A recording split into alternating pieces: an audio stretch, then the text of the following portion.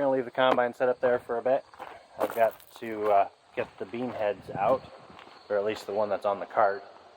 Those. We have 2 heads but 1 cart, so it's hugely inconvenient sometimes, but you know, it is the way it is. So I'm going to get those pulled out, or that one, and then I'm going to back the quad track back in there, which is done, and probably the auger cart and the cat right next to it. The auger cart I've already been through. We had a bunch of welding and stuff to do on that from last year. We had some auger issues that needed to be addressed. So those are pretty much already done. They're sitting right over there. That's not the tractor that auger cart generally goes on. That goes on our other cat. But that's the one that was here.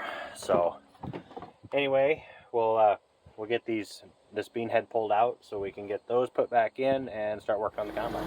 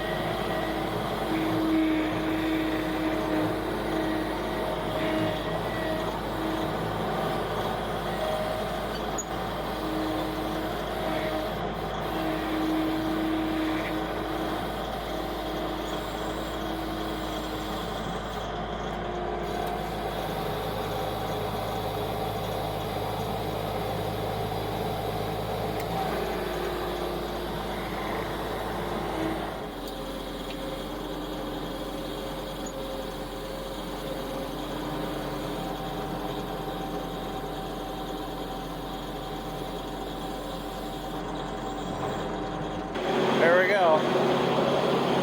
All hooked up, ready to pull it out. Yeah, I was going to use my pickup for this, but I turned around and saw this nice shiny new Bobcat sitting there. Like, well, that ought to do just fine. So we're going to pull it out with that.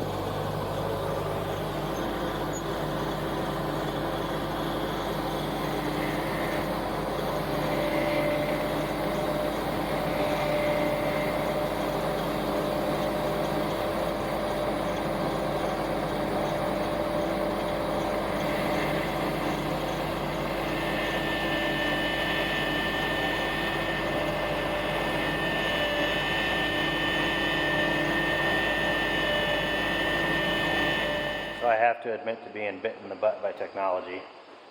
I tried to video backing that in and driving that in, but I use my phone and sometimes it gets flipped onto photo mode instead of video mode. So I took a pretty cool picture of the palm of my hand like that and an empty shed. But anyway, there those are. I backed them in, you know, there they are. So anyway, we're going to go up and get the combine and back it in the front half of the shed so I can work on that. Guess I really didn't have to pull that bean head out, but we'll have it out so we can work on it. Keep on rolling. Alright, so combine is in. We're going to start working on some fluid changes. I've already done engine oil and a couple of the roller chains, these two to be exact. I've already changed those. Because the way the machine was sitting, where it was parked, it was something I could get to while Carter was doing some work on the auger cart while it was in the way. So we're get our side panels opened up. We'll do a general inspection, and there's another roller chain that needs to be changed, and then back here, way up there, I'm not sure if you can see it, right there is another one. That one's kind of a pain in the butt to get to. So we'll replace those chains. We replace them every year because they're wear items, and if they break, they cause other damage.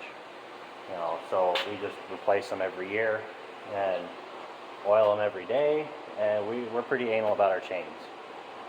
But first things first, I'm going to start with That has oil in it, we're going to change that oil. That has oil in it, we're going to change that oil. And we'll keep moving from there. There's a bunch of different gearboxes on this thing that need oil changes. It's just the way it works. So we'll you just watched me scratch my armpit. I was on a camping trip with my family this weekend, and it was right by a river, and the mosquitoes were terrible. So I am just covered in mosquito bites, and it's driving me nuts. So anyway, if you see me scratching myself, I do shower. I just have mosquito bites everywhere right now. So anyway, we'll get going on our gearboxes and make some progress.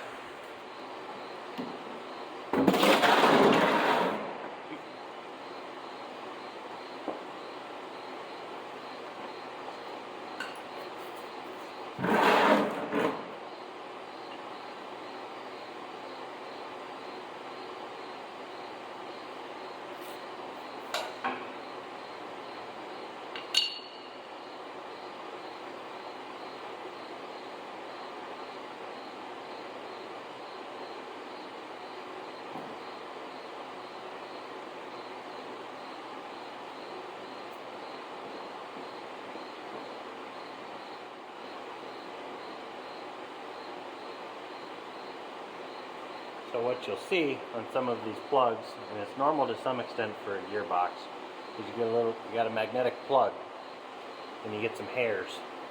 And it's metal shavings from the gears.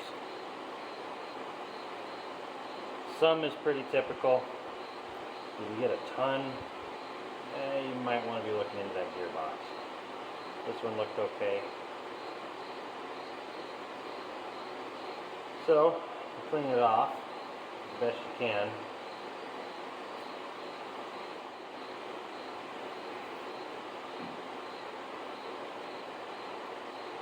We'll put our plug back in.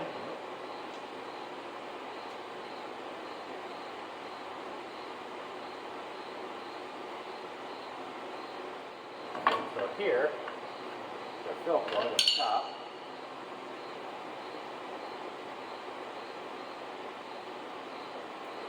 Also has a brass washer on it.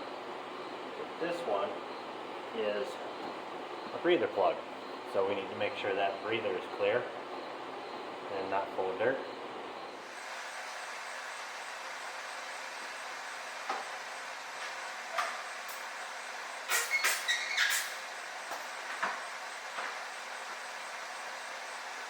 That breather is basically a one-way valve that lets air out but not in. So as things warm up and it builds pressure inside the gear case from oil expanding or whatever else, it doesn't overpressure the gear case and push seals out. But when things cool down, it doesn't suck a bunch of dirt in. So, alright, well, there's a sight glass on this somewhere. So, you get that little sight glass right there, that you fill it up with oil until it's either halfway or all the way up on that, depending on the gearbox. And that makes it so you don't have to pull the plug out and either stick something in there to find the oil level or just guess. Okay, what I've got going on here is I have my bucket of oil. In this case, I am using the Harvest King equivalent for the gearboxes. The main transmission drive systems, I'll use actual case brand, but this is locally available. Kind of the year that locally available means a lot, but it meets the same specs and everything, it's just a different color. And so I'm just going to start pumping oil in until I get oil in my sight glass, and that's how this is going to work. And then it'll be one gearbox down.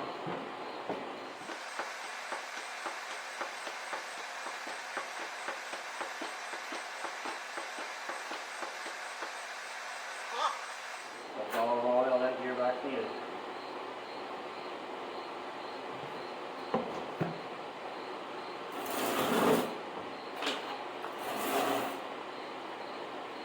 Part of reading the manual when you're changing these gearboxes is like this gearbox and then the next one up there have to be checked and changed at cutting height. Because this piece, this section of the combine moves up and down. So if I were to have this all the way up, the angle of the sight glass in relation to the oil changes, and you'll have an incorrect reading on the oil. So anyway, there's one gearbox down, and we'll move up to the next one and get it done.